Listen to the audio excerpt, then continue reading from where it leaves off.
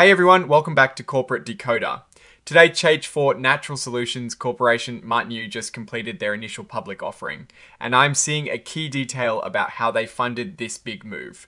Quick note, this is not financial advice, just my take on public filings for educational purposes. The company sold shares to the public, but also made a special deal with one big investor to raise even more money this week. So C.H.4 Natural Solutions Corporation, which operates in the financial services and shell company sector, has officially gone public. This means they've sold shares to the public for the first time. They've filed an 8K report, which is a current report filed with the SEC to announce major events that shareholders should know about. This particular filing is all about the company's initial public offering, or IPO, and some related financial details. Essentially, they've raised a significant amount of money by selling their stock to investors. The company itself isn't actually producing natural gas or anything like that. It is what is called a shell company, often used in SPACs or special purpose acquisition companies. These are companies set up to merge with or acquire an existing company, effectively taking that existing company public. The news headlines confirm this, mentioning a SPAC IPO. Now let's dive into the nitty-gritty of this IPO. CH4 Natural Solutions sold 20 million units.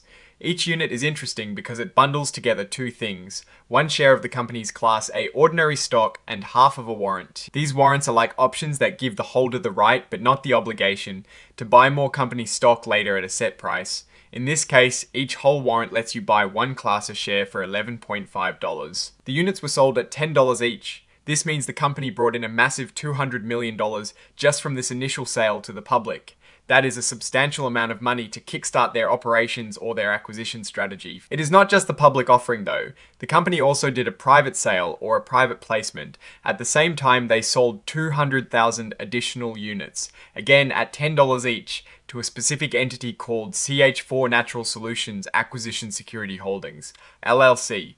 This brought in another $2 million. So, in total, they raised $202 million on May 4th. A big chunk of this money, $200 million to be exact, including some deferred fees, was immediately put into a trust account. Think of this as a secure holding place for the funds until the company uses it, likely for its intended business purpose or acquisition. Later, on May 8th, the underwriter, which is the investment bank helping with the IPO, exercised an over-allotment option. This means they bought an additional 2 million units at the same IPO price. This exercise resulted in another $20 million for the company. So the total amount raised across the IPO, the private placement, and this option exercise comes out to $222 million. This entire sum, minus some fees, also went into that trust account. The filing also includes an audited balance sheet as of May 4, 2026. This is a snapshot of the company's financial health right after the IPO and private placement. It shows their assets, liabilities, and equity at that specific moment, while the full details of the balance sheet are in Exhibit 99.1. The key takeaway here is the confirmation of the significant capital infusion.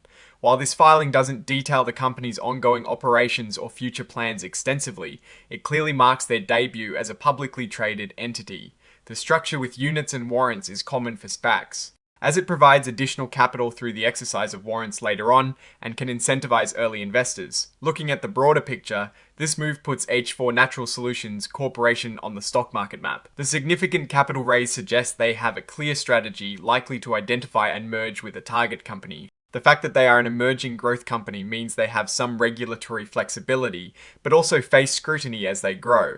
My biggest concern for companies like this is always about where the value will ultimately come from. They have a lot of cash now, but the real test will be how they deploy it through an acquisition or merger. Will they find a solid business? Will that business be worth the price they pay, and will it deliver returns to shareholders? History shows that many SPACs struggle to find good targets and often underperform after their initial splash. What I'm actually looking for is the announcement of their business combination, which will reveal what industry they're truly entering and what their future prospects look like. Oh, and the research tools I actually use are linked in the description. They help keep this channel going. That is my take. Stay decoded. If this analysis was valuable, hitting that like button really helps, and subscribe for more deep dives. Join our Discord in the description.